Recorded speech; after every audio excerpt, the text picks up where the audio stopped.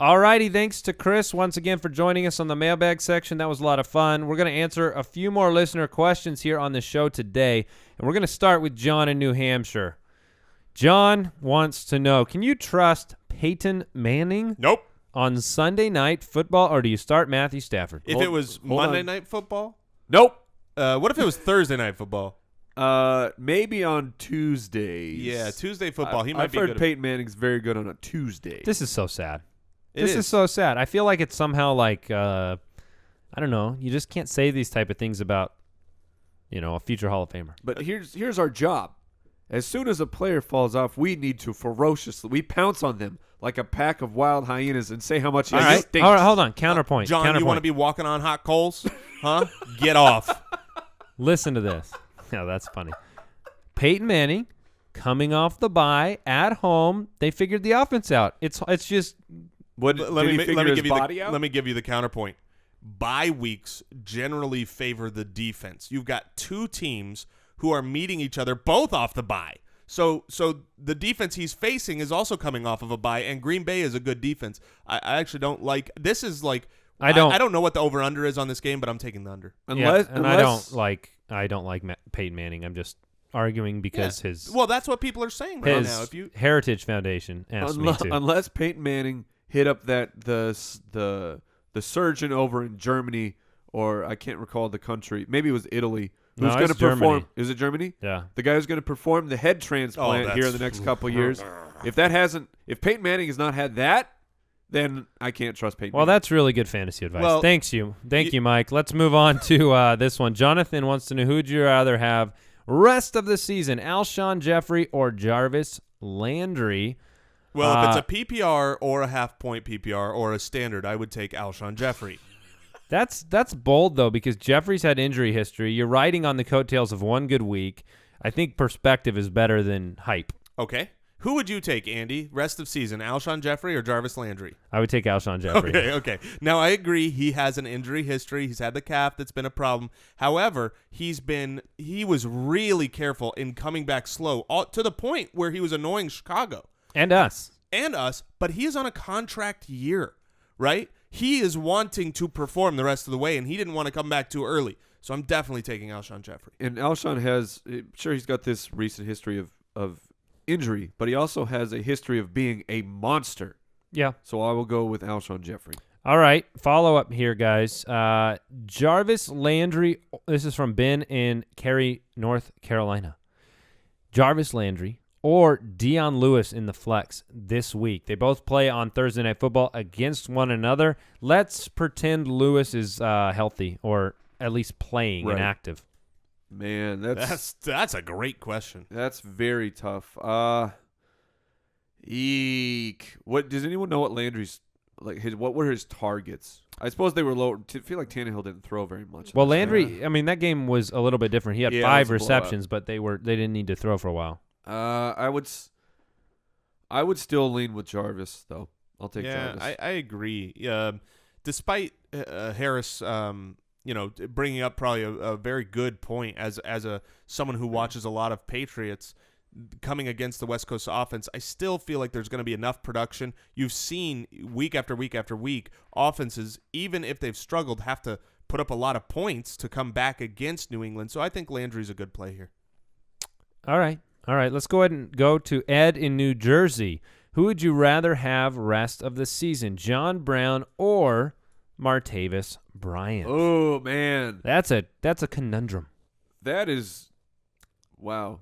They are very similar players. Pretty easy in terms, not physically. I mean, like they're fairly similar in – okay, they're both not technically the one. They both big play potential. They both can score touchdowns. They both could disappear at a certain game. I mean, yeah. So who do you take? I take Martavis Bryant going away. I think that John Brown's floor is a little bit higher, right? It would be harder for John Brown to completely disappear than Martavis Bryant. But I also think Martavis Bryant's ceiling is as high as anyone in the league and higher than John Brown's. And you got Big Ben coming back. What I'm trying to look up right now I think strength of schedule is on the side of Bryant rest of season, but I'm going to confirm that real quick. Yeah, and I want to look at his snaps, which I'm pulling up. So Bryant, week 6, played 62% of snaps. Week 7 played 65. So Slightly better schedule for Bryant. But John Brown basically doesn't leave the field.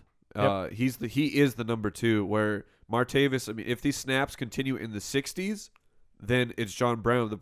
We don't know what's going to happen when Big Ben comes back. What the offense will look like with Martavis and his snap percentage. But just off of those 2 games, I would have to go with John Brown because he's on the field more. Yeah, and it's close. That's what we said. It was very close. I'm going to lean Martavis Bryant. I just think we haven't got to see what he is in his second year with Big Ben, and the talent is overwhelming. If Landry Jones can make him, fantasy relevant, then Big Ben's going to go to town, especially with that deep ball. But yeah, it's close. So artists in Massachusetts, would you rather start Brandon LaFell, Mike Evans, Martavis Bryant, or Stefon Diggs? Good Oh, option. who would you rather start out of those 4?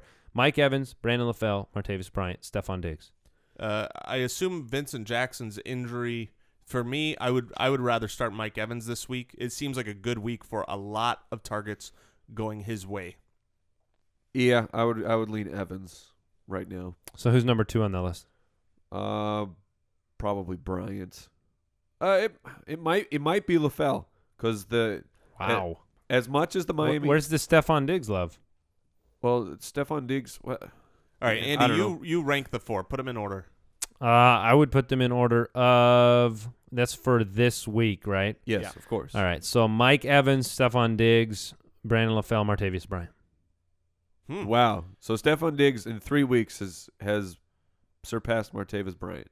I believe Martavis Bryant's played 2 weeks of football. That's ironic. No, but yeah. Martavis, he has a history of. Literally, I qualified this, right? Extra qualified at the beginning. Yeah. This week. I don't like Martavis Bryant with Big Ben coming back. I'm taking my odds on staying in the flames with Stefon Diggs than I am Martavis Bryant against Cincinnati. I mean, that's just big. I don't think Cincinnati's going to give up a ton of big plays to Pittsburgh in a divisional matchup. Well, you only need one. Yeah, but Stefon Diggs' baseline is much safer to me. Okay. Hey, I mean, I'd be happy to bet Stefon Diggs, Martavis Bryant. I haven't broke down my rankings. So Okay. I'm not gonna, no, it's not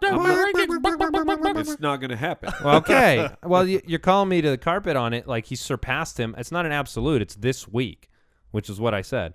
This week, I like Diggs more. I would rank them Mike Evans, Martavis Bryant, Stefon Diggs, Brandon LaFell. I don't fine. trust Brandon Totally LaFell fine. right now. All right, we're going to do one more here. Jake in New York. He needs a Week 8 flex start. Stefon Diggs, Davante Adams, or Darren McFadden? So you got Darren McFadden presumed to get the lion's share, but he's going up against Seattle. Yeah. Davante Adams coming back. It's against Diggs. This one is Diggs. It's Diggs with McFadden very close, but the matchup is what kills that one for me. Yeah. Davante Adams, you cannot start. I couldn't imagine starting Davante Adams considering you haven't seen him do it yet, and he's going up against the best defense in the league. Fair. So let me get another one in here. Would you rather drop, this is from Phil in Chicago, would you rather drop Matt Ryan or Ryan Tannehill? Would you drop Matt Ryan for Ryan Tannehill? Oh, I'm sorry. Yeah. I mean, no. No.